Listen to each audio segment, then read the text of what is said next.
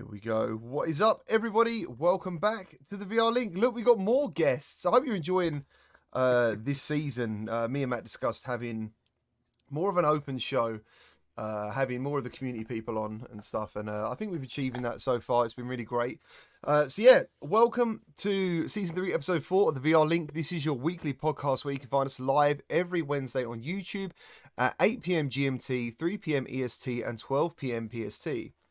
On this show, we discuss the latest news, games, and goings-on within the virtual reality community. My name is GT from Gamertag VR, and alongside me is my co-host, Matt from BMF. How you doing, dude? I'm good. Hope everybody is doing good. It's been an insane day for virtual reality. Mate, today was just... I couldn't believe it. I was like, what is going on? This week, we are also kind of joined by two important members of the VR community. First is Chari from... No, it's Kaz from Kaz and Chari. There's a bit of a mix-up earlier. How you Chari's doing? behind the scenes. How you doing, Kaz? You all right? Thank you, guys. It's always a fun time with you guys. So it's been a crazy day for sure, and also I think crazy 2 weeks actually. So I'm really happy to join today. Thank you guys so much for asking us. Thank you for joining us. And also we are joined by the Superman developer Andreas Juliusson from Fast Travel Games, the Swedish studio that brought us the VR classic Apex Construct. More recently also The Curious Tale of Stolen Pets, but he is here today so we can discuss the studio's next hit, Wraith, the Oblivion Afterlife. How you doing, man? I am doing very well, and kudos for saying the whole title correctly. It's not a short title. It's not an uncomplicated title. Was that a studio decision where, I mean, you done Apex Construct and you thought, you know, we can't have any titles less than 5 words now. We need No. There's a boring answer to it, of course, but the fun answer would be that we are lovers of very complicated game titles. I think Apex Construct is short, but quite complicated to understand. The Curious Tale of Stolen Pets is easy to understand, but crazy long. And Wraith, the Oblivion Afterlife, you see, like even I can't say it right. It's probably somewhere in between. But, this is a World of Darkness title, and it comes with the brand pillars. So Wraith, the Oblivion is the IP. And Afterlife is the name of our game, the first ever game based on Wraith the Oblivion. Actually, the first VR game coming to based on World of Darkness. Excellent. So that's cool. Yeah, man, absolutely. I'm going to get a bit more spiel out of the way, and then we'll dive into the studio, some of your past games, and then we'll get into Wraith. Thank you for everyone joining the show today. If you want to support the channel, join these legendary patrons and channel members that are listed below. We have a fantastic Discord with over 1,100 members. In there, you will find a live VR news feed, which is very handy. It has been very handy today. And you can arrange multiplayer meetups for your desired headset. So how is everyone in the chat? Thank you all for joining us. Obviously, without you, the show wouldn't really matter. But we've got Boy Brown, Ready Player Rick, Mr. CT, Timmy, Duty VR. We've got Kaz from Kaz and Cherry. Oh, how you doing? Actually, Cherry's in the chat. Well, I don't know. Ready Player Rick. Are you chatting and joining Midlife? I know it's confusing. How you doing? Also, for those of you who enjoy the show and want to listen again, you can find the show on Apple and Spotify and Anchor. Links to that are available in the video description, and it's doing really well. Like week on week, we're getting like over 300 to 400 listeners now. So it's growing. It's growing, which is awesome. Yeah, what it's all about. So, Andreas, let's dive into fast travel because you were one of the first developers I ever met. Actually, you're one of the first VR developers to do anything I know of that was quite a size with the community, and I love bringing this up because you were literally just talking about it a minute ago. So yeah, let's chat about fast travel, if that's all right. Absolutely. I mean, how many hours do we have? You got an hour and a half. Yeah. No, but as you said, I mean, I think we take some pride into working very inclusive from fast travel games. And that means that we see the industry as a whole. It sounds very cliche when I say it like that, but you guys who do content creation, the media, the gamers, the studios, popping up, all the indie studios that are making their first VR game. Right now, it's a part of the industry where we are all one big family. And I used to work for flat screen gaming companies for 15 years in marketing before joining fast travel. So I know that's not the fact in many cases, like, studios are more competitive against each other. They work very differently with an exclusive amount of people for the long run and all that. So I think we should cherish the moment that the VR games industry is in right now, where we actually do things together to make it grow. In a few years, we'll likely have enemies. We won't say hi at events, etc.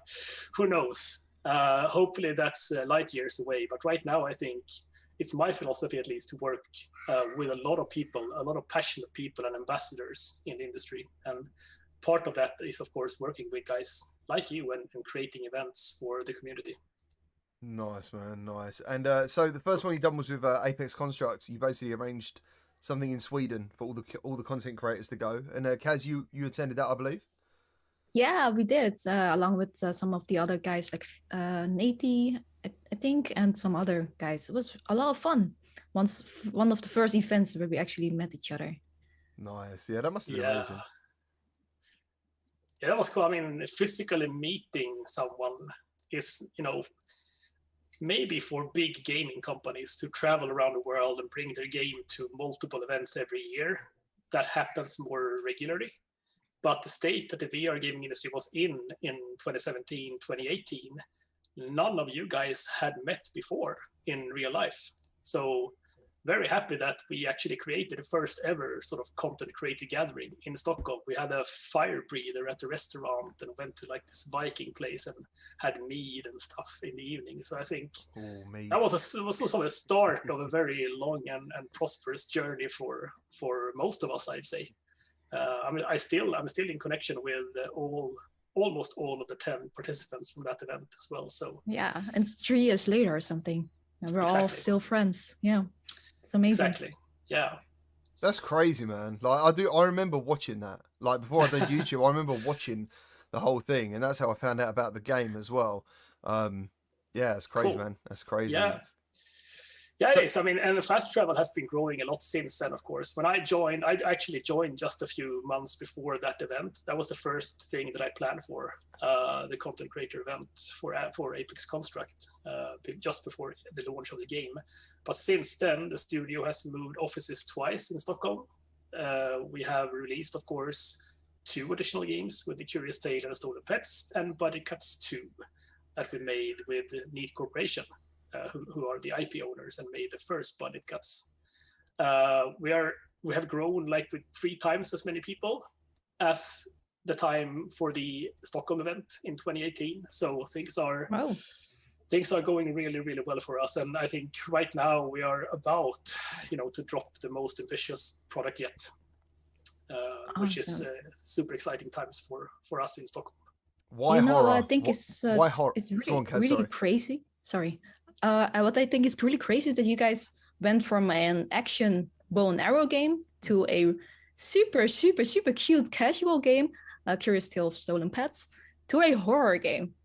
Oh, then you will be surprised then on what we do after Afterlife. My goodness! Without saying anything else about it. I think most studios stick with like one genre, right? I'm not sure actually. But you guys are going like crazy all over the place, very versatile, and doing a good job too. I believe your creative process is like you basically look inside yourselves, don't you, in the developer and who's got ideas. And, exactly. Yeah. I mean, that's what we do. We have a sort of a culture at the studio where anyone can pitch games. We get way too many pitches, to be honest. Way too many good ideas to build games from. So and that's how The Curious Tale started. It was a guy called James Hunt who came up with the idea. Wouldn't it be cool to have small miniature worlds in VR that you can actually feel like almost like a god over and touch and interact with your hands? The sense of scale in VR is unprecedented. So it started out as an experimental project. It turned into a full game after that. So we have that philosophy at the studio. And I think, we are doing different genres. I mean, horror versus action, bow and arrow versus puzzles with cute animals might look extremely different to you. But I think at the center of these experiences is the world building that we have as a center pillar for fast travel games. We really want to build like interesting, believable, interactive worlds that you never want to leave. Places to go to, like places to fast travel to when you need to.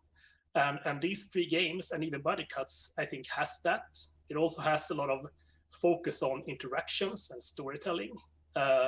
So yes, they are different, but they are also very same in some senses, even though the target audiences are, of course, completely different between the titles for a marketer like myself. Yeah, man, yeah. So we've all played Wraith. Today we all let our videos go out, and we was all on the Oculus channel as well, which is pretty cool, along with Carlos. And yeah, man, like, what's it like seeing how people react to your game? Like, that must be the bit that I always think to myself, if you make a game, it must be very interesting to gauge, because obviously before that, all you've got is in-house development. So yeah, what is that like? Oh. Well, first I was sad to see you die. But He asked me to die. He's lying. It was your idea. don't reveal the secret now, GT. No, I think it's been a part of the industry that I've always loved, and it used to be a lot about reading media previews or reviews back in the days before, you know, content creation or running YouTube channels professionally was even a thing. So you had a journalist that you hoped would like your game. I remember those days as well. Not at all as much fun as watching someone play it, like you guys, reacting to the elements that we put into the game, just to see, you know, will they actually be scared from this little piece of horror that we put in? Will they find this, you know, Easter egg or whatever? Will they turn behind this corner to look at what we hope they look at, and then just see your reactions? I'm sorry, not sorry, Cass, for putting you through the Spectre encounter in the cinema, but your scream when she ran towards you, I think that's if I could frame that and put it up on the Fast Travel Games wall, I would. So yeah, I mean, this is me talking. I think all our developers, the artists, we've shared all the content with them today, and they are so happy and proud, I think, to see that this idea and this creation that we have put together is actually making people feel stuff. It's actually making them react and feel nervous, excited, you know, afraid, extremely scared, like they want to run away. It's all those emotions that we have been able to make you go through. And that's that's the best part of the industry by far. Yeah, I think that's the most amazing part about the game, that it's not only about the jump scares. Like, it's not a VR horror with just, well, I can call it like a little bit cheap jump scares, but more about the psychological terror that you go through. And so you kind of make yourself really scared by the small things. I think that even down to the fact that when you walk over things on the floor, they make noise to scare you. Because you're always have to look on the floor and see where you're walking. Otherwise, you're going to attract attention or just scare yourself because you step on glass. Exactly. I mean, that's the thing. Like, we don't put that in front of you as a player. We let you find that out yourself. There's a lot of things in this game that you will come to understand when you play it. Like, I still have, you know, some people in the dev team play the game and they can't get past the first Spectre because they're making sound by walking on broken glass on the floor or just running. And it's like, look down, can you hear the sound of glass? Yeah. Well, maybe not make the sound because Spectres, they find you if they hear you. It's that sense of presence. Yeah, it must be that. It must be so, I don't know, a game to be doing that in virtuality. You guys are chucking out games faster than a lot of development studios. When you think about it, it's like a year. You've done a game a year, haven't you, pretty much? In average, I would say, yeah. I mean, we're turning 5 years old as a studio this summer, and we'll have 4 games on the market by next month.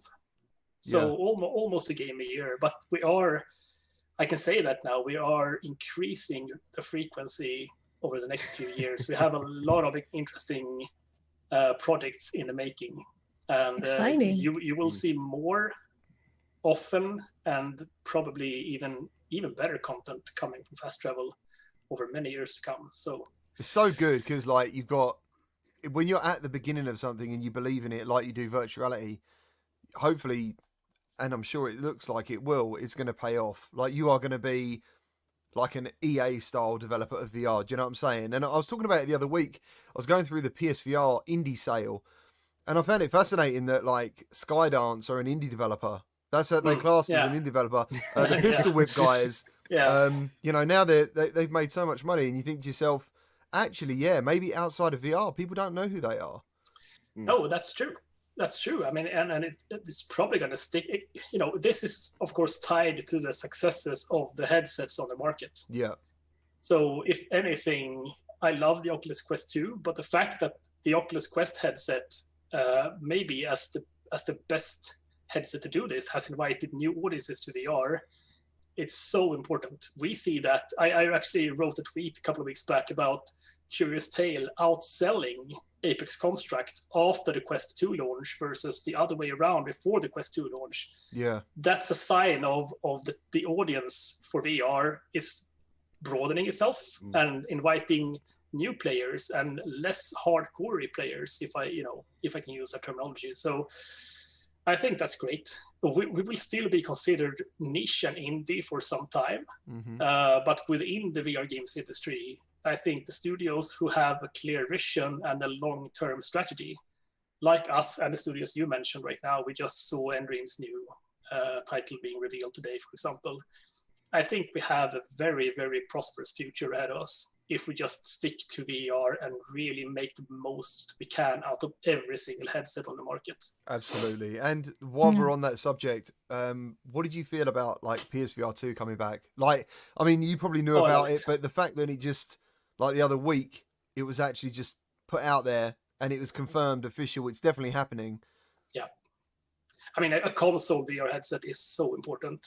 I mean, even though the PSVR has aged now and hasn't had much, momentum going for some time, it's still the best-selling headset on the market by far, with over 5 million units sold. It's PlayStation. That name. It is PlayStation. That name. Exactly. So, I mean, now we know it's going to be a tethered headset.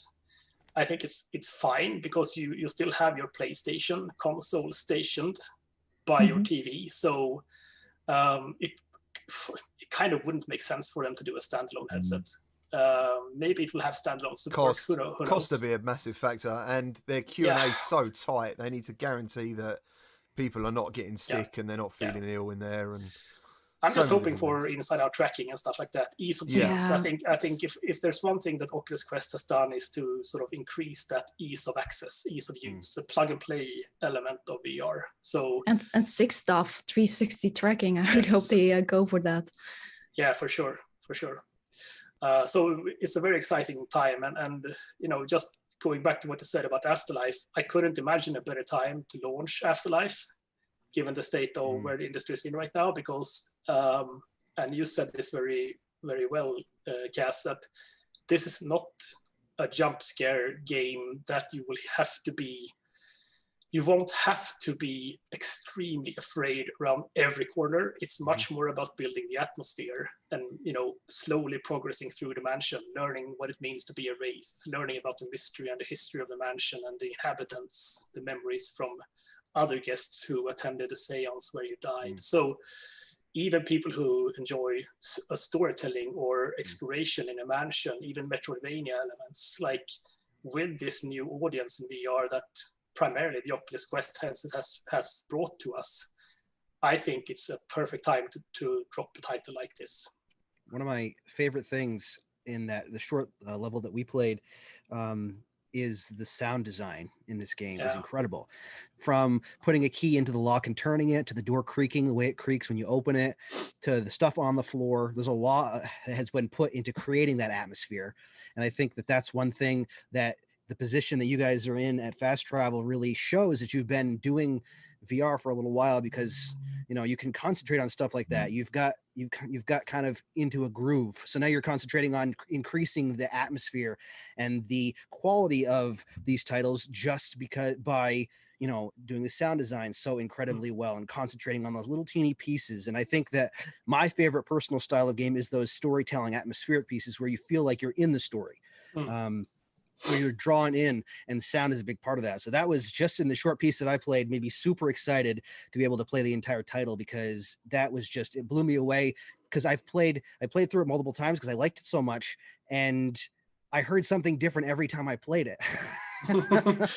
Yeah, it's what you're saying is actually a very outspoken goal for us. And we believe sound is crucial to a VR experience, especially if you have nailed all the other elements, like the basic interaction models and all that. Believability is really what we're going for. And sound has to be believable. Otherwise, it will just distract you and remove the immersion from the game. It's so important in VR. It's so important. I know. And I mean, we spend a lot of time finding the right voice actors. We spend a lot of time optimizing sound. Who's that guy in Apex? Who's that? I always talk about him. What was his name? The one who done Father. Who sounds like Batman. Who is it? Sorry? Kellen Goff. Dude, what a voice. Oh. Like I know. He's been doing Five Nights at Freddy's as well. He might also be a voice actor for Afterlife. So, might be.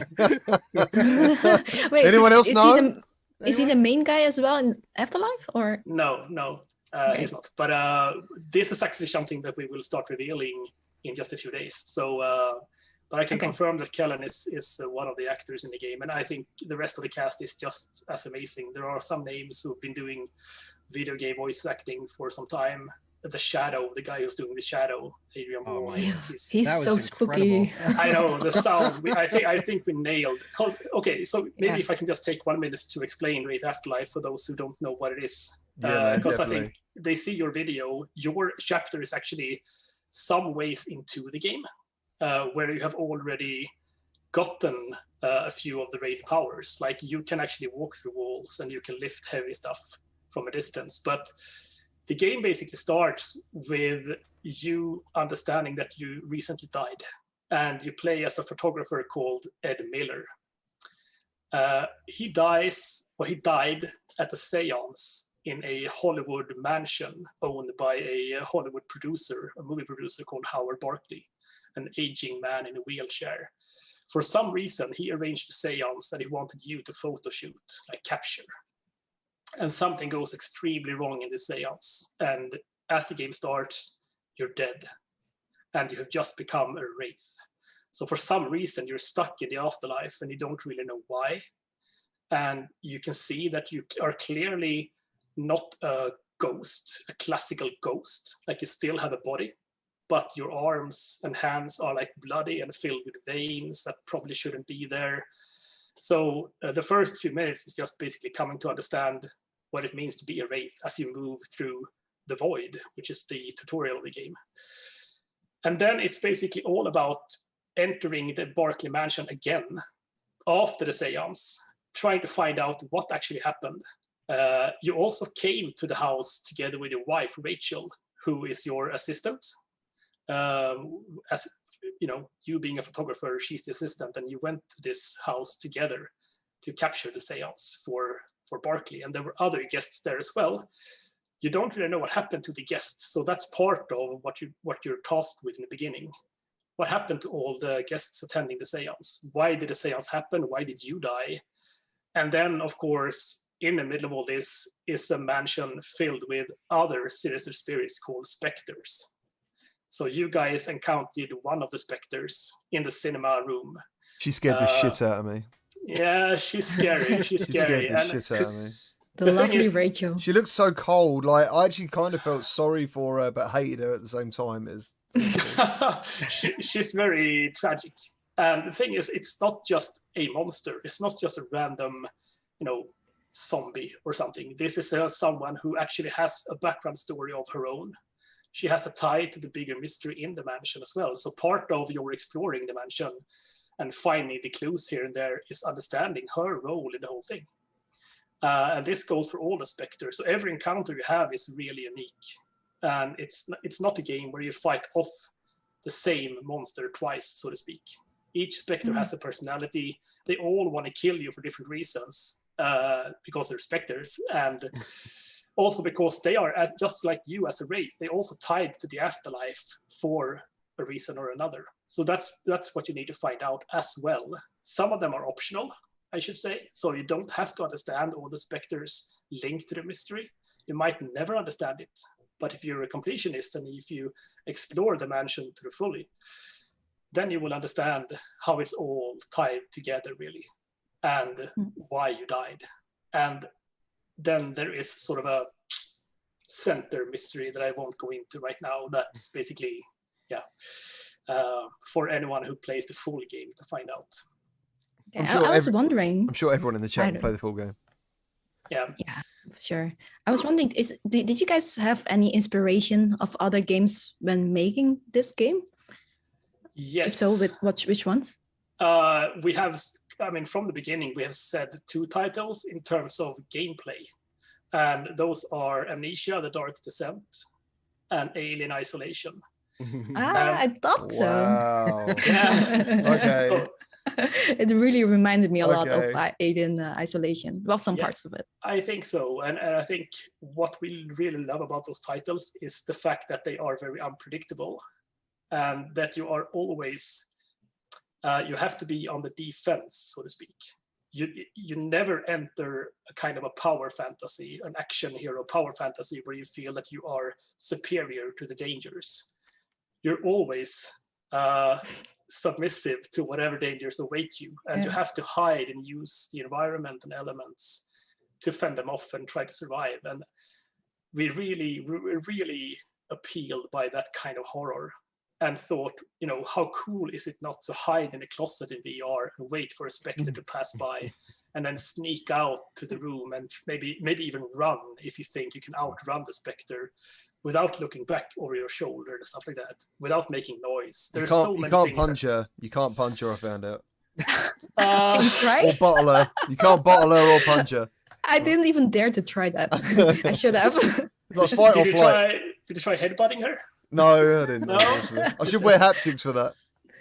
Exactly. So one thing that I found really surprising is that it seems like, at least to me, as I played through that a few times, is that the specter would do different things each time. It wasn't exactly the same every time. So I would have to adjust the path I was taking, or the way I threw something to distract her, or something like that every time. And it didn't always happen exactly the same every single time. No, exactly. The level of unpredictability, I think it's key. Of course, we have scripted scenes in the game, but there should always be a sense when you play that anything can happen, and I have to outsmart, the specter I'm facing right now, using what I have around me, try different methods and all that, depending on how he or she behaves around you. So I agree. And then, in addition to this hiding thing, of course, you have the Wraith powers that we saw in your gameplay video. Like, you will eventually learn to walk between walls or through portals in walls instead of using doors, which can be really helpful when you try to run away from a specter. You have sharpened senses, which I think is mostly used in the sections before your session in the game, where you can basically pick up faint whispers or movements from other spirits in the house. And also, as an objective marker, you'll see when your veins are glowing, you know that you're moving in the right direction for the next objective. So you have these powers to help you out through the game, which is I think it's really awesome, especially in VR. Yeah, for sure. I think that's one of the most awesome things of the game, but also the puzzle elements in there. They make use of the game physics so well, and it all combines with each other, like all the gameplay elements, and that's one of my favorite parts of the game. Yeah, I liked how you put all the boxes on top of each other and lifted it up. That's one of my favorite parts. Actually, it was already on top of each other, and I just dragged the bottom one because I'm a little lazy, but it worked. That was really awesome. Yeah, exactly. The more you play, the more powers you get, and the more fun the whole being a Wraith becomes, really. So, not saying that you become more powerful in a way, I guess you do, but you definitely have more ways of, fending off specters and hiding. And then, of course, you have an inventory system with different tools as well in the inventory that we haven't really revealed much of yet, but there is an inventory system. You have a flashlight, you have a dictaphone, stuff like that you can use. And the camera, of course, since you're a photographer, part of this is also capturing memories of the guests that attended the seance. Would you say watching the videos spoils the game? I've noticed Boy Brown in the chat said he hasn't watched anyone's videos because he doesn't want it spoiling the game. Yeah. I'm assuming you would pick this point for that sort of reason, you know, it's more of a teaser than a spoiler, but yes, I mean we have said that we won't show most of, you know, some of the specters we don't want to show before the game launches. This specter that you're facing, she's been part of a screenshot, and I think we picked this chapter because it's a relatively short chapter in the game anyway, where you actually can display the Wraith powers, and that's something we felt we had to showcase really. Like, part of what makes this game unique is that you're playing as a dead spirit. yeah. You are the ghost really. And so it's not, you know, the Resident Evil hero coming into a mansion and finding a shotgun. This is you being a ghost and coming to terms with what that means. So I would say, yes, spoiler alert, as always when it comes to 10 minutes of gameplay. I mean, it kind of goes without saying. I probably would watch part of it myself, but maybe not the whole part, because I really want, if I'm convinced of a game, I really want that to be unspoiled. Yeah. But most of the content in what we're seeing from your videos today is relatively spoiler-free.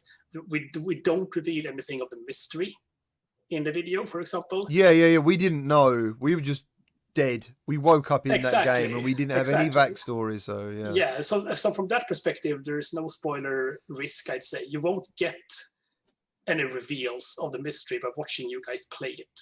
What you will get is a good explanation of the gameplay mechanics in the game, and absolutely one of the encounters with a specter in the home cinema room and the billiards room. If she follows you there, I think she did that for some of you. Yeah. so yeah, I mean, mild spoilers then, if you're sensitive to knowing too much about gameplay mechanics, but no story spoilers.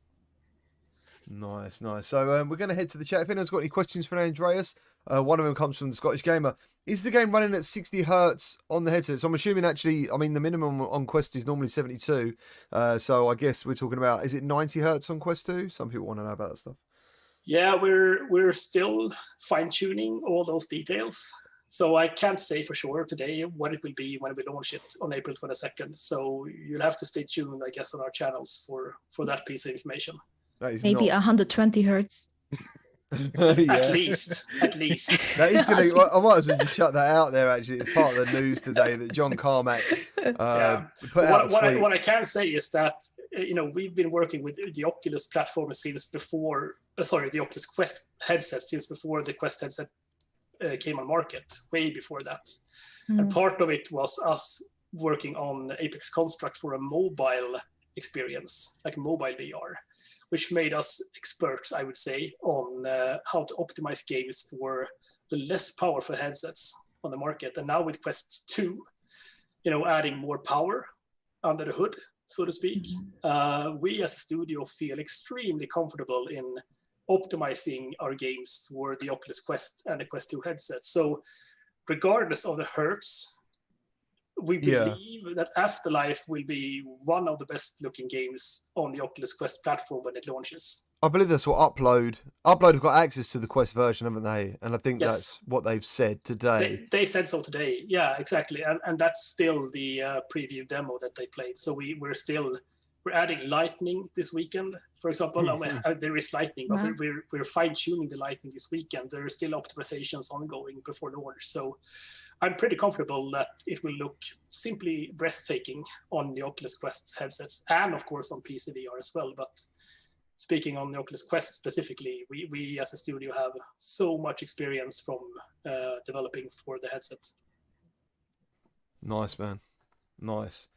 Yeah. So John Carmack basically put out a thing saying that some games, only a few games currently, I think, are going to be updated, but newer titles, it will be an option in the design phase. And I get asked about whether it's going to be on the original Quest. As far as I know, you're not going to get 90 hertz or 120 hertz on the OG Quest. I think whenever they talk about this stuff, it's just for the Quest 2. Yeah. So. Exactly. Well, I mean, the game is, of course, coming out on both Oculus Quest 1 and 2. I shouldn't say of course, because I know some developers are focusing only on Quest 2 at the moment. So, but for are they really? I didn't know. Yeah. Oh, There is already one Oculus Quest 2 exclusive title announced. I can't remember the name of it now. I thought Oculus didn't allow that. That's what they said. They do. Yeah, but this game will come out on both, and we will of course optimize the experience for both headsets. So there might be some improvements on Oculus Quest 2 that you won't find on Oculus Quest 1. We will reveal this closer to launch, really, but it's gonna look hopefully look amazing on both headsets. Is there going to be cross buy and cross save? Yes, that we can confirm. So cross save between platforms and cross buy is supported as well. Nice. So Cash Castro, believe it or not, I was the person who originally asked Boz about the 120 hertz basically on Instagram. So yeah, all these different like YouTube videos going out with that thing. That's from Cash. So that's really cool. So I think someone asked, is this game hands only? So this isn't a hand tracking game, is it? It's not a hand tracking game, no. I don't think we could put you in such an immersive world with such high level of horror and interactivity today with the technology as it is. So it is hands only, but you can also choose to play with arms. So you can see your full arms and all the veins from the sharpened senses ability and all that, and the tattoos that I'd have that might give you some clues, etc. So there's some ugly hands. Yeah. They're hideous. Yeah, there's some deep gashes on you those can't hands. Yeah, when you come along, you just can't help but look at them and think, Jesus, like Matt put it really well. Yeah, it's crazy. He's dead. So yeah. But I mean, we love hand tracking. Hand tracking, we added hand tracking for The Curious Tale of Stolen Pets. And in that game, I think it works good because it's very slow paced. It's almost like a still game. You stand still and you move the worlds and you basically just play with your hands and fingers on all the elements. In this game, you have the locomotion, you have the tense moments, sometimes very tense where you maybe have to run away and all that. And you have there's I don't think the technology is there yet for a game like Afterlife. I'm hoping it will be in the future though. I love hand tracking, but one of the best things when playing this was some of the haptics in the controllers too. I think that it's going to be important to really feel things like the Wraith grasp. I imagine the haptics are going to be involved with that. Are you doing haptic? Are you doing the haptics? So is there any support for haptics? We are exploring it. Good. Ooh, that would be lovely. That would be so scary. You're gonna make me scared out of my mind. We're all haptic users here. We're all haptic users here. We're going to die in real life. Honestly, looking at you guys playing the game, I'm not sure we need to add more horror to the game. Mate, I love that. No, we added support for Apex Construct, and I really love the technology. I love the team at bHaptics as well. So we have a dialogue with them constantly, and we're looking into it. But we have a lot of things going on at the moment, and our main objective is just to make the best game possible for launch, really. So we will see where we end up with that, but we're exploring it for sure. Absolutely. Get to the chopper. Lethal Weasel asked, when are you making Masters of the Universe VR? But on another note as well, to go with that, have you been approached by any big IPs to bring a game into VR yet? Has anything like that happened for you guys yet? Right, okay. I thought we might do because of the quality of the games you make. So, I mean, that's. I won't say it's regularly.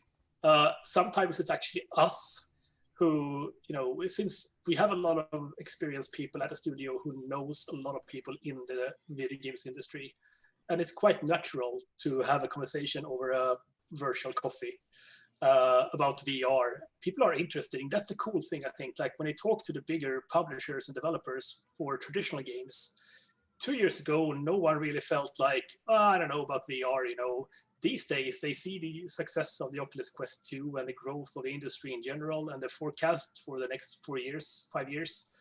And they feel like, okay, well, maybe actually we should branch out. And that's how the whole thing with Paradox Interactive started. I mean, Paradox Interactive are the brand owners of World of Darkness, which means that they are releasing games for Vampire the Masquerade, Werewolf the Apocalypse, themselves and with other studios. And that's how Afterlife came to be. It was a coffee, actually, between me and their business development guy, like 2 years ago. And they were keen on exploring different mediums for World of Darkness games. And since then, we have been talking to quite a few, I'd say, established publishers and developers for some known IPs. If something materializes, I can't say yet, but I think, personally, I believe that we'll see more of well-known IPs coming into VR gaming over the next few years than we have in the past. Well, if somebody could do it and do it right, I think that Fast Travel could. With your record of amazing games, you guys are one of the best ones to take titles and bring them, I think. True. I hope agree. so. I would agree. We've got Carlos in the chat as well. Yoga Virtual, how you doing, man? Carlos is in the chat, dude. Oh, hey, Carlos. How you doing, man? How you doing? Yeah, so absolutely fantastic. I hope everyone's looking forward to Wraith the Oblivion Afterlife coming soon. When is the release date, please? And have you finalized the price? Yes and yes, we have. So the release date is April 22nd for Oculus Quest and Rift, May 25th for Steam VR, and later this year for PlayStation VR. So we are confirming the platform, but we are not yet ready to commit to a locked release date on PSVR. Hopefully it shouldn't be too much longer after the Steam VR version, but we'll have to get back on that. So, and the price is $29.99, €24.99. So yeah, that's how we go. And if you want to follow the game more, it's at Wraith Afterlife on all the social media accounts, and or hook us up on our website, or at Fast Travel Games as well. And stay tuned for more fun stuff for Afterlife and what comes next. Nice, man. Nice. Excellent stuff. So, yeah, thank you everyone for all the questions in the chat. Sorry I couldn't get to all of them, but now it's time for some VR news. This is where I run a little intro for the VR news. So, right.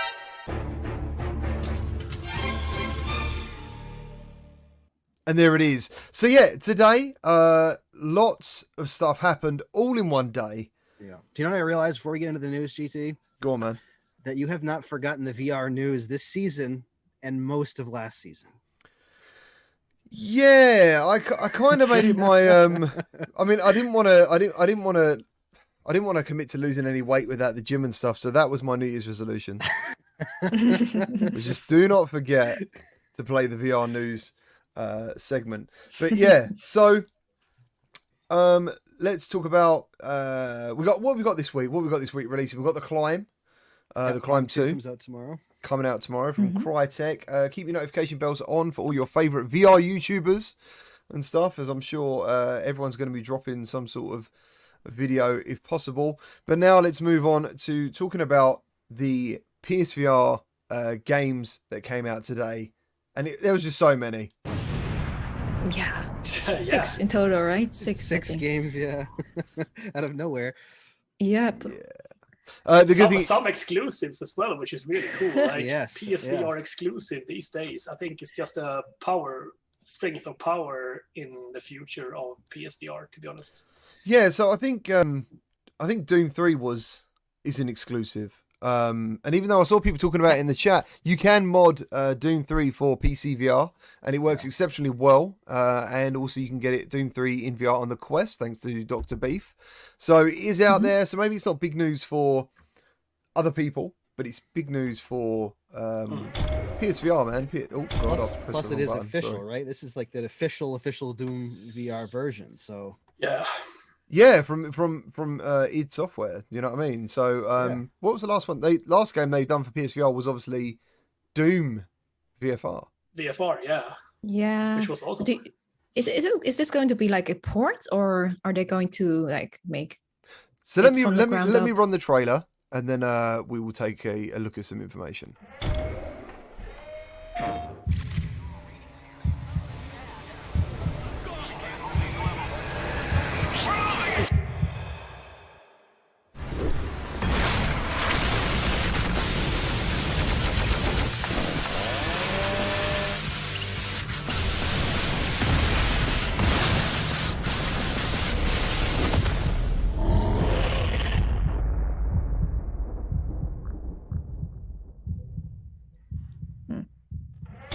Oh my goodness.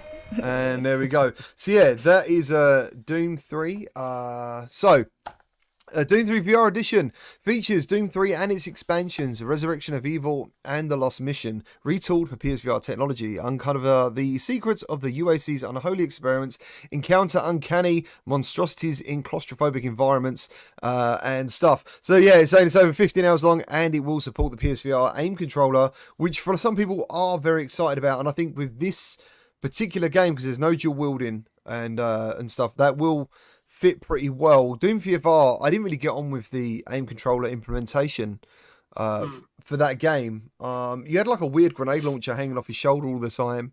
Yeah. And yeah, I didn't really get on with it. You know, I preferred it on the DualShock for some reason. So I'm hoping with this game, and it is a fantastic game, I'm hoping that the aim controller is the way to go. What are your thoughts on this? I'll let Andreas go because I know that he's played it. I've never played it before. Yeah, I mean, I love Doom to start with. I recently finished Doom Eternal, and the DLC that came out, one of the best action games ever made, I think. I also played Doom VFR when it came out, but I agree that I love the aim gun. I mean, Farpoint with the aim gun was was an amazing experience, tailor-made for that, and I regretfully haven't seen many quality peripherals for VR since then. I agree with you, GT, that it wasn't super well implemented in Doom VFR. I think when you threw grenades, they just came popping over your shoulder and landing on enemies, and it broke the immersion for me a bit. So I also played it with DualShock in the end. Oh, right, cool. But I mean, Doom 3 is amazing. It's I know when it came out, it was too slow paced for the Doom purists. Yeah. It's more of a, this is a horror game now, and Doom was never a horror game. It was an action game first and foremost. So I think I haven't played the mod on PSVR, so I'm super excited to get a run for it in PSVR. I think it's a perfect fit, to be honest. Yeah, it'd be fantastic. Yeah. And you're right about Farpoint, which, by the way, is free this month. If you're a PlayStation Plus owner or subscriber, then yeah, you get that for free. And you're right, I think that game was tailor-made, and not enough games made use of the aim controller. We spoke about that the other week. It is definitely one of the best VR peripherals ever made. And yeah, it's a shame not many more games made use of it. So out of the games that were talked about today, what games sort of caught your eye? Did you see the new End Dreams one? Fract. Fract. Yeah. That's an That looks interesting. It does. Isn't it like the one like skiing and action all at the same time or something? Yeah. It looks like just a really huge action movie that puts you inside of it. It does. Let's take a look at the trailer of Fract.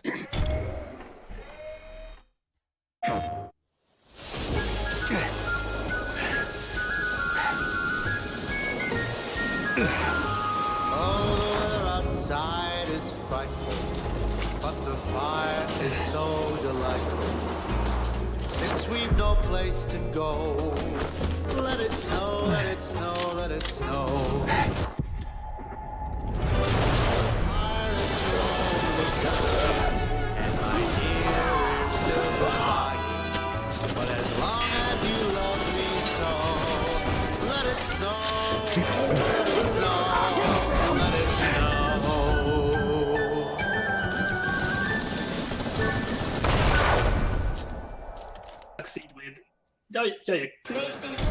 Wow. Here we go. Yeah, so Andreas was just talking about, he saw the trailer today, and what did you think of the game? No, I just said that I when I saw this trailer and the announcement, I could tell immediately that it was from Dreams, because it I don't know if we talk about studio, profiles and all that. Their game Phantom Covert Ops is a clever game for VR. To me, it's genius. Just the fact that you sit in a kayak all the time, and you have so many cool things to play with. There's no risk for, well, very little risk at least, for nausea. There's no locomotion issues with movement and stuff. You're supposed to sit down and play and just engage yourself with your hands and arms.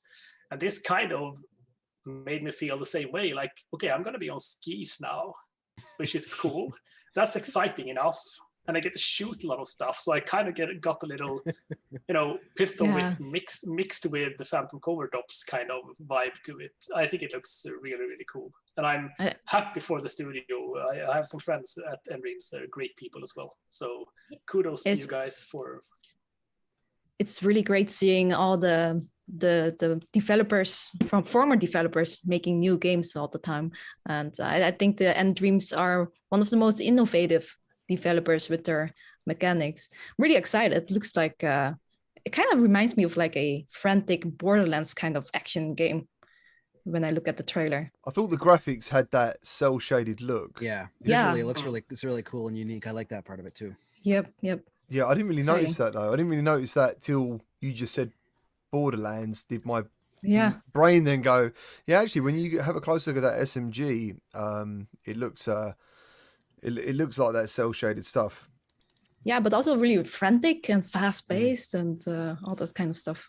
Yeah, so details on Fract. Climbing, zip lining, reloading, and in-world interactions are all driven one-to-one by the player's hands using the Move controllers. Skiing requires you to physically lean and steer and control. As with the rest of the game, it is integrated with combat, and basically they're going to reveal more and more in the weeks ahead about the game, because I think they started this week by like doing these odd little gifs of like a pair of skis, and then there was an ice pick. And crazy. Everyone was like, what the hell's going on? Is this Phantom Covert Ops 2? That was the thing I heard a lot of the time. So that was pretty cool. And I think you're really right about Phantom Covert Ops. The fact that just that whole kayak thing, and funny enough, Andreas, you were saying about the nausea thing. Do you know what? It actually caused a very small amount of people extreme nausea. Yeah, I know. That's why I went back and said low risk. Oh, right, I guess it's very individual, of course, and I, full respect for anyone who feels nausea when playing any VR game. Yeah, man. But absolutely. I think locomotion is the most common factor when people feel nausea when playing VR, and it removed that risk at least. But yeah, I loved it. Yeah, me too. I loved kayaking, man. I thought that was genius. Do you know what I mean? I remember going to the studio and playing it, and I was like, this is incredible. Like, what? And I didn't feel any nausea. And in my mind, I actually thought it was a way round it. And then I think it was Rota VR was the first guy that, when he wrote about I think he might have, not his review. I don't think it was his review. I'm not sure. It might have been early access. I don't know. But he said it made him feel really sick. And I was like, wow, man, I can't. Because in my mind, I actually felt more connected than ever. Like the fact that everything happened because I did something, my brain and my body felt like it was going the right way. As I think normally in VR, you can feel sick because you're going one way, but you don't feel like you're actually going in the same direction. And I didn't feel that at all in the kayak. So if anyone did feel ill, let me know in the chat. But I think there's a couple of people that felt ill from it. Talking about that, the new game, Fract, there's one line in like the release that gets me the most excited. It says, well, we've aimed for a new stylish take on classic action cinema. Think a 2021 version of Die Hard or Cliffhanger. Yeah. Cool. Cliffhanger. Yeah. Wow. Yeah. Below the surface, there is a RoboCop style cutting edge satire about corporate greed and the climate change emergency. Oh, also, the game is getting PS5 enhancements. Those playing on PS5 can expect improved frame rates, loading times, and resolution. For those playing on PS4 and PS4 Pro, never fear, it looks incredible and it still plays the same. So yeah, that's what it's saying. Either way, he said, I just couldn't believe today. I was just like, so much is happening. You know, I thought I'll take an hour to chill out today because I didn't stop today. And then it was just like, my God, my Twitter feed. I cannot keep. I've got Andreas going, are you going to send me the thumbnail? Are you going to send me the thumbnail? Have you sent me the thumbnail? Can you send me the thumbnail? When are you doing this thumbnail? And I'm like, oh my God, I just can't keep up. And, but I got him the thumbnail. I sent you a message, GT, because I was getting overwhelmed because I had work I was doing, and I kept getting these notifications and seeing my Twitter feed kept getting bigger and bigger, and people kept saying this game's coming. And I was like, I just need to take a minute because there's so much going on. Yeah, it's crazy. Like, people want to share their excitement of what they're seeing and talk about it. It's pretty cool because I got the question from a lot of people like today. Oh, how unlucky, you're going out with the big news about Wraith Afterlife today when everyone else is doing their thing. It's like, it's awesome. I mean, we're sitting here and talking about the massive boost in VR gaming today because of all these announcements, and you'll see a lot of buzz going between the studios on social media as well, where we highlight each other titles and all that. So I think it's just the perfect timing anyway, to drop news today. I'm really happy about that, and yeah. So Andreas, actually, some developers, you'd think that would sound like a bit of bullshit, but Andreas actually went out of his way at Gamescom to make a VR event with multiple studios, and that was incredible. And obviously, before the pandemic, that was going to happen again. I assume it was going to happen last summer. I had hoped for it to happen this summer in a bigger and more boastful way than before, potentially with live streaming happening from the booth and all that. Mm-hmm. But it's unlikely now that E3 and Comic-Con is cancelled. It's highly unlikely, I'd say, but we'll see. But as soon as we can, I can promise you there will be a cross-studio initiative, a 2.0 version of what we did in 2019. Yeah. As soon as the world opens up, I'm planning on coming to Europe because I've got so much I want to see there. So I'll be visiting you guys for sure. Stockholm is nice, I've heard. Yes, that's right. I'll be there for sure. Yeah. Also come to the Netherlands. You have to come. Yep. You should bring the polar bear. Yes, he's right here on my microphone. He's been sitting here watching the whole time. Love it. Oh, cute. Okay, nice. So next up we got After the Fall, which, Kaz, did you get to play at Gamescom? I think so. But I actually also played Interstudio, Vertigo Games, who are Nice. the developers. They are actually like 5 minutes walk away from our house. Oh, you So I tried it over there as well. Let's just go around there. Yeah, I'll just play a bit of After the Fall. I have to travel to Germany. Nice. I'm really excited about that one because it brings it's a zombie first-person shooter, but it has co-op. We don't have a lot of co-op games. Yeah. Virgo Games are in the chat. They are. Come into police Hello. like, they better talk about our game. Hey guys. They better talk about our game. Nice timing. It was perfect timing. So let's take a look at the new cinematic trailer for After the Fall.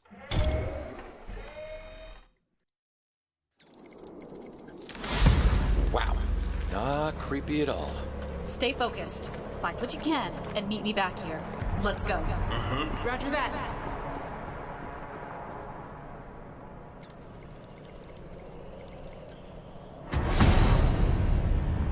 Find what you can, she said. Frozen blood usually means jackpot. Oh shit. Malia! Are you okay? Malia? Get something more including coming. Run! Take this!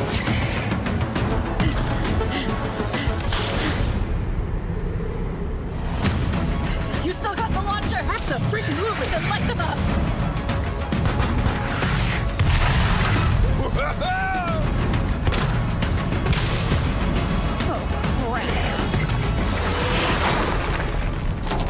Over here, get in quick!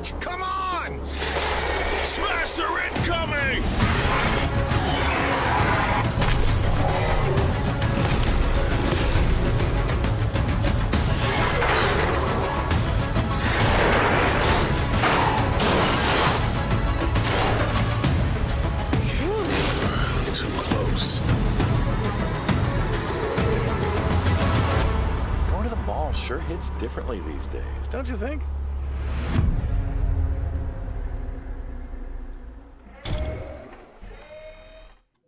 And that was the latest cinematic trailer from Vertigo Games of After the Fall. I was just seeing in the chat, they are saying that there is a gameplay trailer, hopefully coming later this month. And pro tip, check the Steam page for some gameplay GIFs. So yeah, nice. Jump over there. We were just talking about it.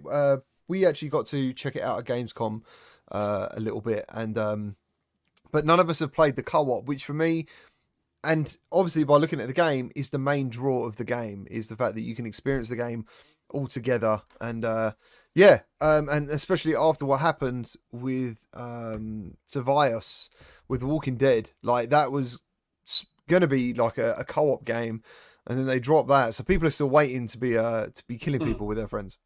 You know? Zombies, you mean? Yes, yes, that's what I mean. That's what I meant.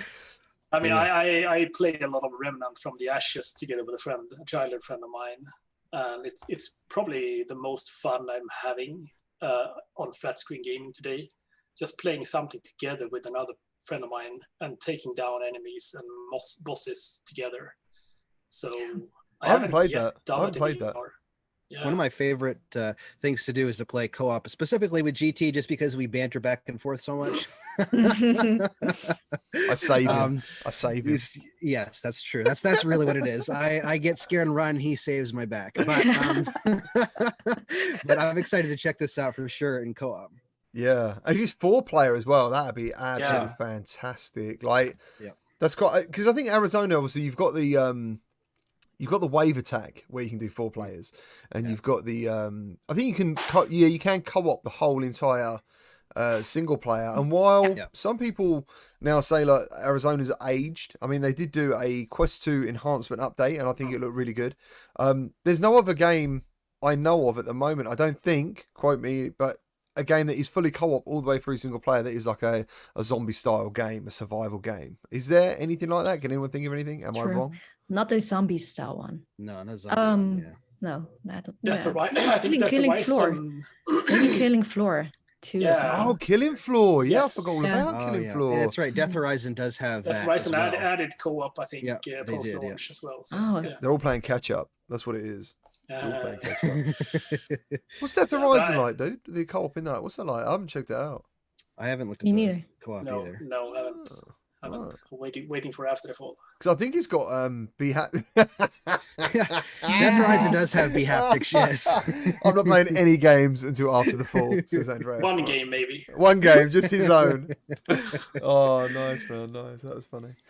So another game that caught my eye today, just mainly because of the title, actually, was Song. I think it's called Song in the Smoke. Yep. Matt, have you got any details on that over on your side? Yeah. Yep. I'm excited for this one because I love this type of game. Whoa, my camera just did something weird. Hold on. I love survival types of games, and we don't have one on Quest yet, which is one of the reasons, and this is coming to other platforms as well. One of the reasons that got me the most excited is because I get questions all the time about when is a survival game going to come to the Quest platform, and Song in the Smoke seems to be that. It says, next up, we have the very interesting Song in the Smoke from developer 17-Bit. Song in the Smoke is the next game with the developer, the 17-Bit, the studio behind titles like Galaxy and Skulls of the Shogun. It's a major departure for the indie developer, tasking players with surviving in a wild, fantastical forest in virtual reality. It's also highly stylized with character artwork from illustrator Katsuya Terada, known for his work in Blood, the Last Vampire, and early games in the Legends of Zelda series. Which is I saw that. Oh wow! Yeah, it looks kind of like the graphics from Zelda. I know. I'm really looking forward to playing the trailer in a minute, because when I saw this, I was like, "This actually looks really cool."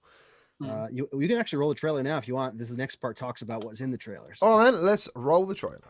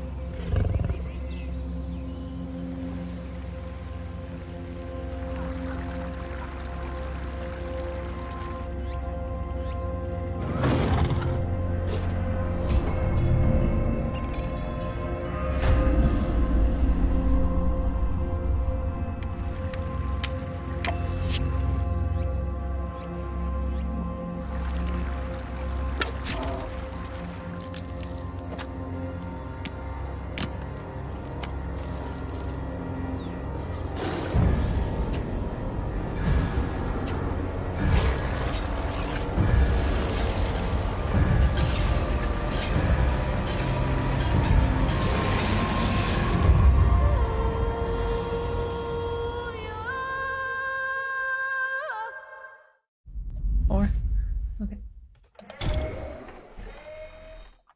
So, what do you guys think of that in the chat? Because we all think that looks absolutely fantastic. Yeah, so that's really One person good. said it reminds them of Far Cry Primal. I think that the setting is unique because even things like the forest take place, which is a one that comes up a lot in flat gaming for survival, right? It reminds me of I did when I first saw it. I thought, oh, they're going for the forest kind of thing. Yeah. A little bit single Horizon as well. Horizon Zero Dawn. A Yeah. little bit with the archery. And it looks like it's a unique time period, which I think is really cool. It actually says in the trailer, seen in the game's trailer, Song in the Smoke tasks players with standard survival game tasks, crafting, hunting, cooking, and warding off threats. But the VR game leans heavily towards the mystical with otherworldly beasts, mysterious artifacts, and a three-headed crow. Wow. So it's says Song in the Smoke is unlike anything we've done before, and it's our most ambitious title yet. The experience is so completely immersive and engaging. The forest is alive all around you in the extra dimension provided by VR. We're thrilled to be offering an intense adventure that couldn't be captured in any other way. And I spoke to them for just a few minutes earlier today, and they've been working on this for a long time. 4 years, actually, they told me today that they've been in development for this game. Crazy. Is this their first VR game, actually? Or... I think I recognise their logo. So, yeah. I recognise 17-bit, but maybe it is from Galax Z, which was a free game on PS Plus a very long time ago, and I played it. So Great Tantrum, how you doing, man? He has said that is coming to PSVR 2. It's coming to all platforms, as far as I know. It's I actually picked it up thinking because it was announced today on the PS blog, which is now back. PSVR blog is back. That it was just for PSVR, and then we was talking about it, and we realised it's actually for all formats. So Quest as well. And I think it will look really amazing then on the Quest. Yeah, the stylized art will help a lot with the visuals for Quest. Yeah, that resolution as well. Like the Quest 2 resolution is not something to be forgotten. Like some games look so bloody sharp, and it looks really cool. There is one more trailer that I got today, and we're gonna. It's I Expect You to Die 2. We'll have a quick look at that, and then we'll have a quick chat. Welcome back, Agent. Now that you've recovered from your last mission, it's time to get back into the field. Only a select few know you survived, so let's use it to our advantage. There's been an uptick in Zoraxis activity, so you've got a lot of work to do. We're counting on your skill and cunning. You'll need both if you want to keep the world safe. And this time, Agent, you must be ready for anything. Or anyone. From one imposter to another. Break a leg.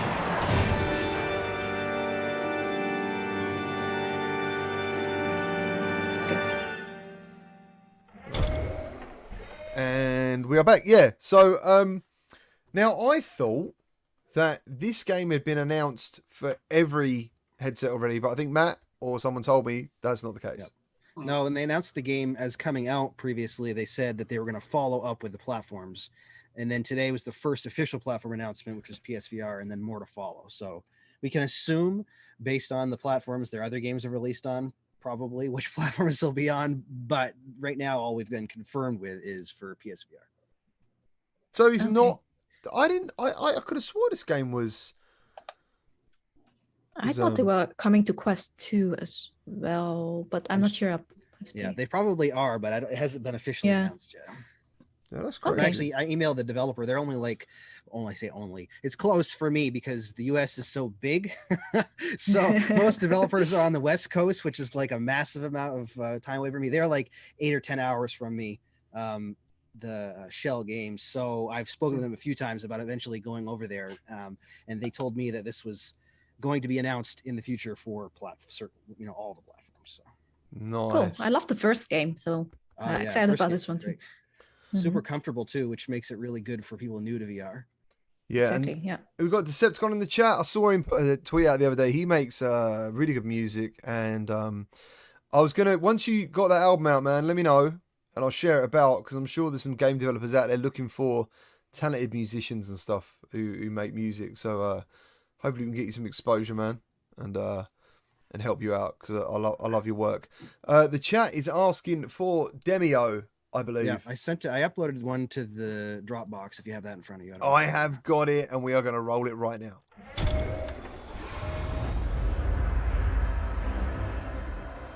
As hordes of enemies were summoned in the necropolis, the mighty guardian stood ready. Songs would be written about her, legends be told. Spear held high in the might of her will, she would once and for all cast this evil back into the void and let the realm... Hey! You gonna play your turn or what? Yeah, sure. No! Thumbs up, let's do this. Okay, here we go. Annihilation! I feel... Oh, they are surrounding us, man. Yeah! Oh, I stepped on it. Oh, we got a card. And goodbye. We're gonna have to get a good strategy going. I think we should split up. Goblins are coming. Oh my god, we're being attacked. Come on now. We need to move. Clearing a path.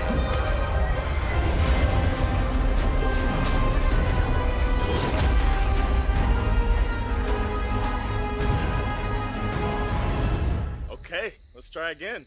4 eons, the elven king of all of the land. Come on.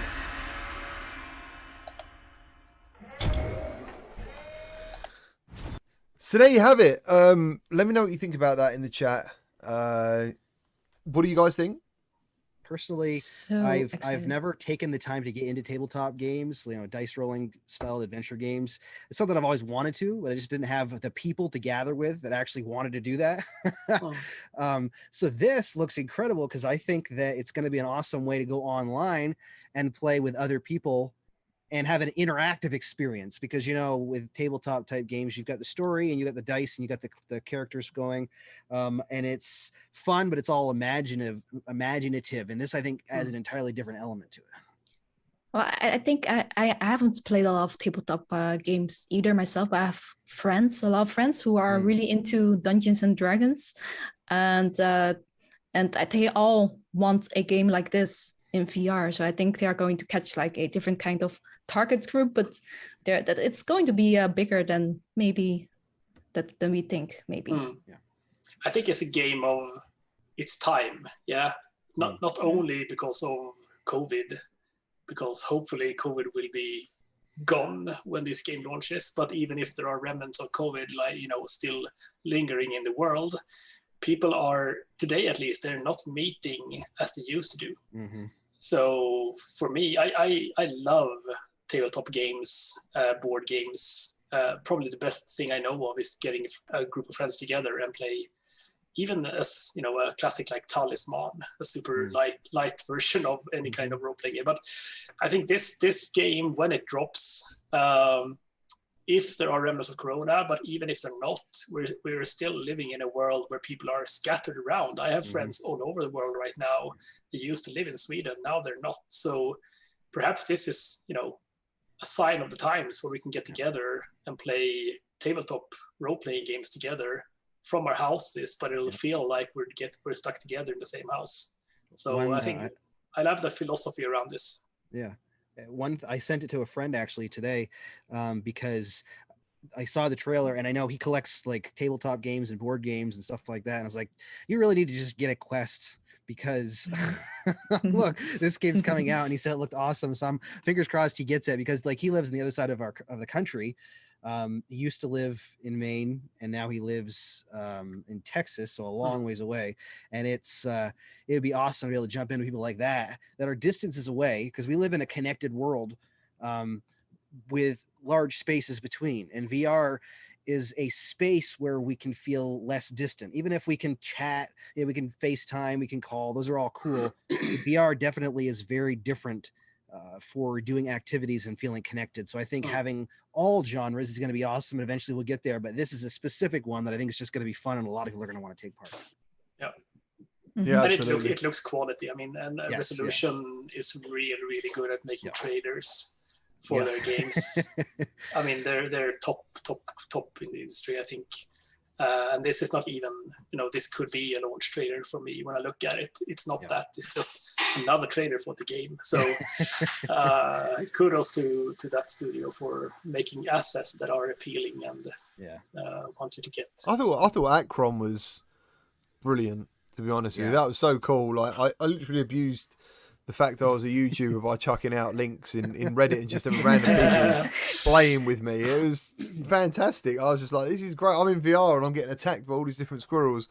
And not many people talk about it, but it's games like that obviously change things. Do you know what I mean? Yeah. And it's like they did Blast On, and we did the project together, where we went in and discovered that the bar area, the lounge, where you could just hang out with people and then you jump into a match. And I mean, they are really good at doing multiplayer, into multiplayer stuff. I remember they had a little bit of a challenge because they were one of the studios that we did Gamescom with in 2019. That's right. One of the 6 studios were Resolution Games. They planned to they actually brought the first hands-on with Akron to that event. Yeah, that's right. Yeah. Yeah, each studio had a 3 times 3 meters square, mostly for one journalist playing the game or a content creator like you. But they, of course, with the multiplayer element, they had to have more players joining, and they wanted to showcase 4-player mode and all that. So it became quite a logistical challenge for them to fit that many people into the room. But it went really well. I think the game is awesome as well, and it's a credit to what they're doing at the studio right now, making these games that are accessible and fun, instantly fun to play, often with a multiplayer focus. I just want to jump back on something Kaz said right at the beginning about how it's been a crazy 2 weeks, and she's so right that about 2 weeks ago everything seemed a little bit dull, and then literally everything's just blown up. Much slower. Literally, like so much is happening, and imagine if that wave carries on through the year. Oh, it's like I said to my wife before the podcast. I was like, this is the first week I've done a video every day because I got videos the rest of the week, and like, holy crap, this is feeling very busy again. Yeah, and you want to start covering PSVR stuff. Well, that was more of a joke than anything else, but I think I've got my hands full with just doing Quest stuff right now. But in the future, maybe I'll look into it. I would definitely play a game like fracking. Oculus keep trying to keep you busy, man. They'd be like, no, we're losing him. Put out another game, quick. It's crazy. They're pumping out those updates almost every week or something. Speaking of updates, it's a good segue. GT, I was just on Twitter really quick checking to see if there's anything else to say anything about. And Z-Race game that you like? Yes. They just put a screenshot out and said, you guys better blow this post up with how much you begged us for this. And then they show a picture of inside the cockpit. Oh, do you know what they've just done for me as well? Like my daughter had a go. I'm in Z-Race. I've got voice work in Z-Race and everything. So if you get Z-Race and join the Gamertag VR team, I will be your manager, I guess. And coach, yeah. Yeah, my coach, the coach. And the paint job I had, I showed it to my little girl, and she was like, I don't like it. I was like, what do you mean? What? They released a new paint job on Yeah. So I messaged him. I said, I was sort of half joking. I was like, oh man, my daughter don't like your paint job. And they came out with these 3 different designs and went, she can pick one. So there's a new one now. And it was a 2.8 gig update, right? And I messaged him. I said, dude, are you serious? Is it 2.8 gig update for my car? And they were like, yeah. I was like, no way, man. How many people out there have been getting an update on Steam for my car? Did you guys send your voices to the game? I haven't yet. I need to do it this weekend because I haven't had the time to. Yeah, I did mine. We did them as well. Yeah. It's gonna be fun. Your ship's all ready to go, Cass. They posted a picture of that too. Yeah, I saw it. I just saw it. It's a really good game. I'm looking forward to the multiplayer coming. What did you think of the control scheme of the game, Kaz? Have you played it?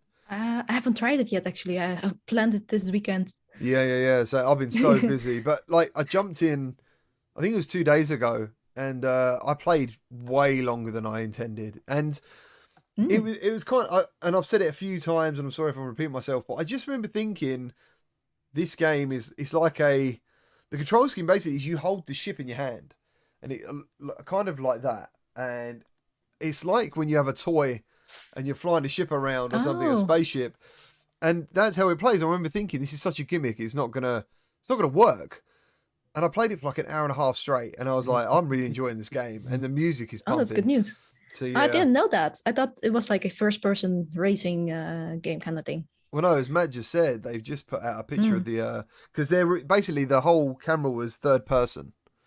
So, but yeah, I'm looking forward to covering it. Like this week's just too busy, but next week it will happen. So, yeah, as I said, like literally, I remember when I'd just done PSVR stuff for a while. Like I was going through weeks of like maybe I should do like retro Wednesdays and going back and looking at like I would never have the time to go back into games now. You know, I really wanted to do another playthrough of Lies Beneath. I've got 2 playthroughs running of like Alien Isolation VR and something else, and I'm just like, I'm not gonna have time. Get a touch for horror, then you gotta, you know. Yeah. Apparently, you're keen on horror for some reason. Mate, I love horror. Alien Isolation in VR, that's a mod, dude, and it is fantastic. Like you can't move your arms or anything. Like it's just, but the game is so beautiful, and it is so fucking scary. Yep. I love watching you play. Daredevil. That's one of the funnest things to do. I love watching people play horror games as well. Just fun. Kaz, do you remember when we done Phasmophobia? Phasmophobia, of course I remember. I almost died that day. Oh my god, she went into a cupboard, and then I think we was in the cupboard, and she thought the thing was in the cupboard with us, but we couldn't open the door, and she's screaming at me, and I'm like, oh my god, I can't. It was amazing. Yeah. I think it was actually next to us, like breathing, or it was all in my mind probably. But that's, like she said, she nearly died. I think for a little while you collapsed, didn't you, or something? I think I cried. I think I That's cried right. for the first time. You're not helping the situation, GT. If you want to get me into that game, Matt. If you're on the floor in a heap crying, dude, I'm gonna love it. It'd be so It is funny. definitely one of the most fun games to play together with friends, though. It's terrifying. It's really scary. Could you ever play that on your own? No, hell no. Why would I do that? Wait, it's like anything, you know. You got to try it. Yeah, I did. I haven't even got through the tutorial. Like Andreas, have you played Phasmophobia? I've tried it for research, but I haven't played it to enjoy it. And I am a huge horror buff. I mean, I play most horror game. I've probably been too busy to digest a game like that. But were you playing VR or? Yes, in VR. Yeah, of course. I know it's amazing in flat screen as well. And part of the success is, of course, the game is accessible to anyone, regardless of platform, really. But in VR, I think it's extremely well made for what it does. Like, it's nothing like Afterlife, which has a much more of a story exploration focus. But in terms of ghost hunting and thrills, it's top notch. So yeah, nice. Kudos for making that game. Will Afterlife have a smooth camera like Phasmophobia? So I'm assuming they mean on PSVR. You can basically add a smoothing effect to the social screen, so it doesn't pick up all your sudden head movements and stuff. I speak to developers a lot about it, so you can basically manipulate FOV and camera smoothing. They're the two things that kind of make games look better for people watching. Have you considered the social output of the game? Yeah, we are exploring these things at the moment, even when it comes to things like spectator mode and stuff like that, just to make it easier for content creators to display videos that are fun and good to watch, really. Yeah, that's what it's all about. But it's all about you. But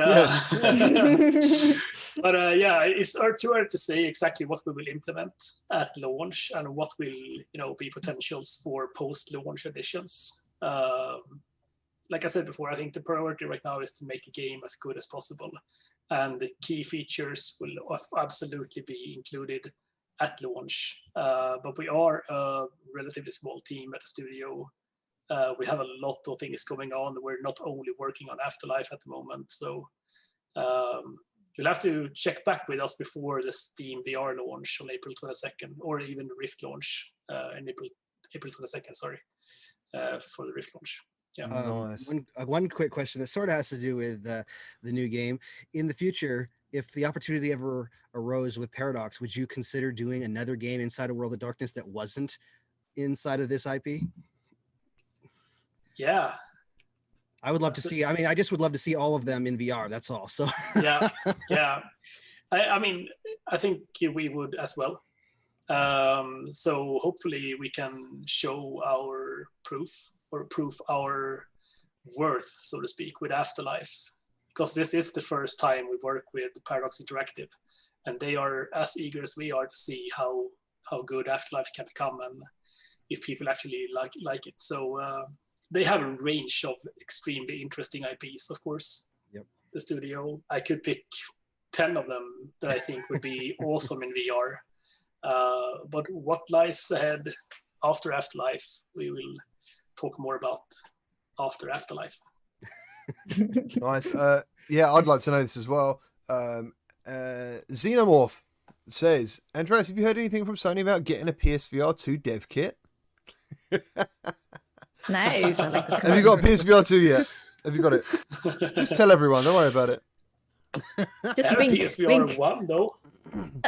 Yeah. This is a time I get to say no comment. No comment. No, he's the star. He's the star. That's the first time in a long time. Yeah, no comment. No comment. No comment. No comment. You're a real Or I star have to when turn you into a Wraith. you're a real star when someone says it for you. Like he's got no comment. You know, I mean, that's Yeah. Magma Creamy says, why is the game's name so long? We actually discussed this earlier. We did, but the question keeps popping up. You know, every time we post something about this, there's the question that says, you know, what did you think about, you know? So going back to what I said before, this is an official World of Darkness product, and a World of Darkness is, of course, the big brand that Paradox Interactive owns. That consists of different monster types, vampires under the Vampire the Masquerade IP, and then werewolves under Werewolf the Apocalypse. And then you have wraiths, which are, you know, the ghosts of the universe. That's called Wraith the Oblivion. And these used to be pen and paper and tabletop games back in the 90s, early 90s. So there is quite a strong heritage from a brand perspective. That's a lot of responsibility as well, isn't it? At the same time. Oh, yeah. I mean, this is the first time a VR game comes out set in the World of Darkness, and the first ever video game made based on Wraith the Oblivion. So there is a huge responsibility. What we could do really is to add the tag title to the Wraith the Oblivion brand. We chose Afterlife because it represents the overall experience. This is you being dead when the game starts, and you play it in the afterlife as a ghost. So that's the reason. Wraith the Oblivion had to be part of the name because of brand reasons. And we're happy that it is, because it's an official World of Darkness product. Excellent. While you're here, guys, we'll start with Kaz quickly. What was your first VR experience, and why did you start supporting virtuality? My first VR experience, what's that again? It was something on the Oculus DK2. We tried a lot of different demos that day. I don't remember which one, but I do remember the first HTC Vive experiences. There was Tilt Brush and The Lab, of course. Yeah, I think those games. And it just blew me away. I was just completely sold. So, and we were looking I remember we were looking for information online about games, what games to buy, and those kind of things. And there was nothing online. So that's why we decided to just try and just drop some videos online and see what will happen. Yeah, I mean, what got me to do it was I had no one else to discuss virtuality with.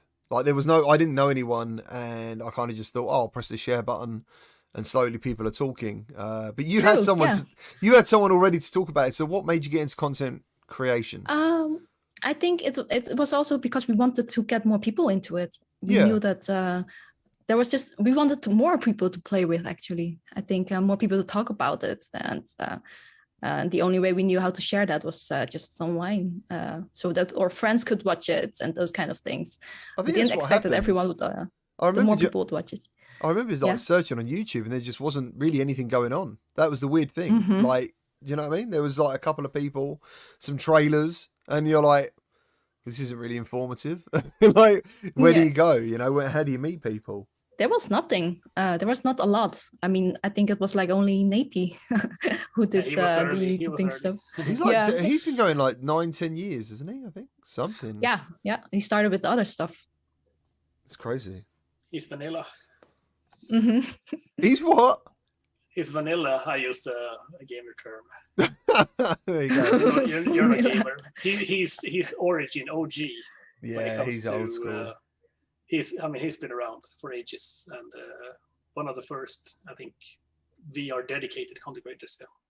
Mm-hmm. Yeah, for sure. Like, if you go through some of his stuff, there's crazy views, crazy amounts of views. There's definitely an interest in virtuality, but I imagine a lot of people back then were probably just watching it because they either couldn't afford to get it or just couldn't get it in the first anyway. And that's what I found. Like, without PlayStation VR, I probably would never have gotten a headset because of the cost. It was so expensive, you know. And without trying it, you don't necessarily want to invest in it. Yeah. And that's the trick of VR, you know. Like, once you try virtuality, and that's the beauty of the Quest. Going back to the Quest, because and what PSVR did for VR before the Quest was an affordable way of getting a headset on someone and then going, wow, this is actually legitimately really good. So yeah, what about you, Andreas? What was your first virtuality experience and led you to work at a studio and make virtuality games? So the actual first experience was when I was at DICE, EA DICE, working on Battlefield and Star Wars. And we had, I think it was the Oculus DK1 even.